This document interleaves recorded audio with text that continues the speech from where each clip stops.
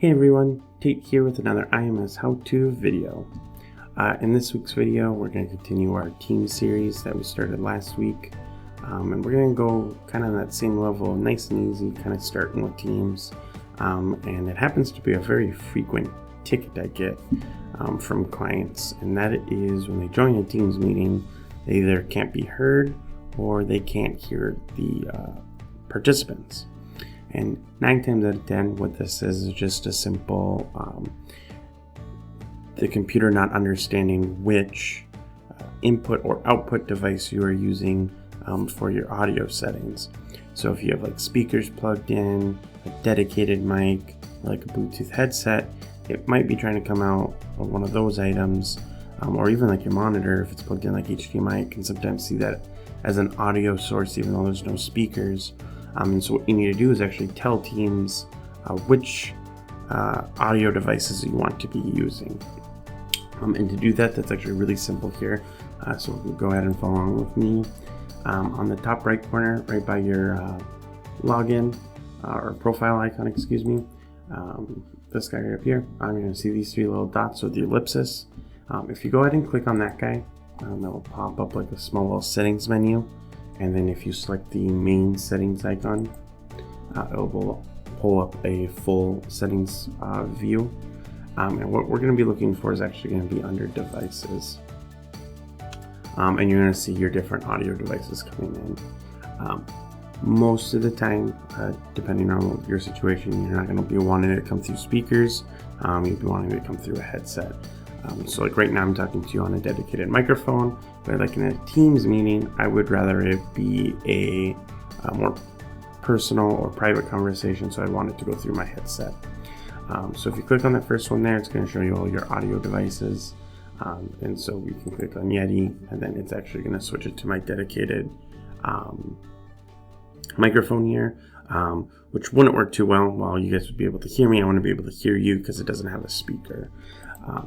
You can kind of mix and match, so if you go and select custom setup here, it'll allow you to then choose which one is going to be your speaker. So let's say I want you guys to be coming through in our Teams meeting through my Bluetooth headset, but I would prefer to use the higher quality of my dedicated mic, so I can select my Yeti microphone here, and from there it will then actually customize that configuration. So I'll be listening to you in my headset, but my voice is going to be coming from my higher performing dedicated microphone.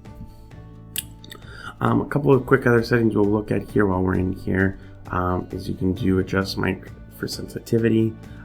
I definitely recommend doing that depending on how your different inflections of your voice can be, because sometimes it will go up or down, so I'll try and kind of keep that in a nice modest area, as well as if you have other things going in the background, like if you have a mechanical keyboard, you don't necessarily want your key strokes to be triggering your microphone when you're not actually speaking.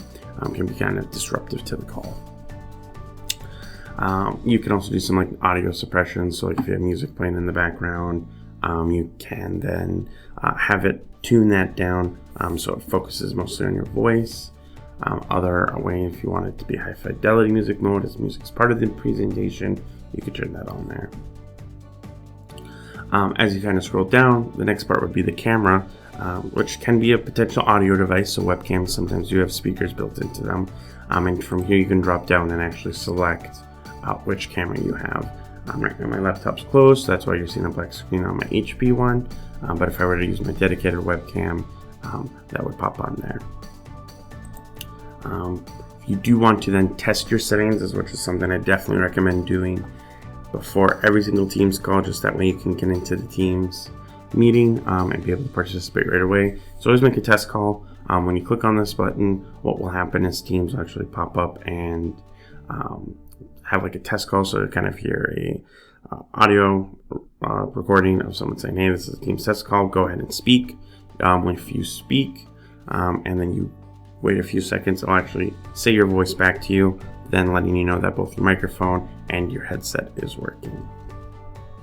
But that kind of wraps up this one. Like I said, it's a simple thing, but I see a lot of tickets or client requests for help come in due to this issue. So nice and simple, easy fixes, which we all like. But thank you so much for tuning into this week's how-to video on our continuing team series. If you like this video, go ahead and give it a like. And if you've been enjoying the content we've been putting out weekly, go ahead and give us a quick subscribe. And if you guys have any questions or see what your potential technology could be doing for you and your business, shoot us an email at info@imsnetworking.com, and we will get in contact with you and see what we can do for you. All right, thank you everyone. Have a good day and take care.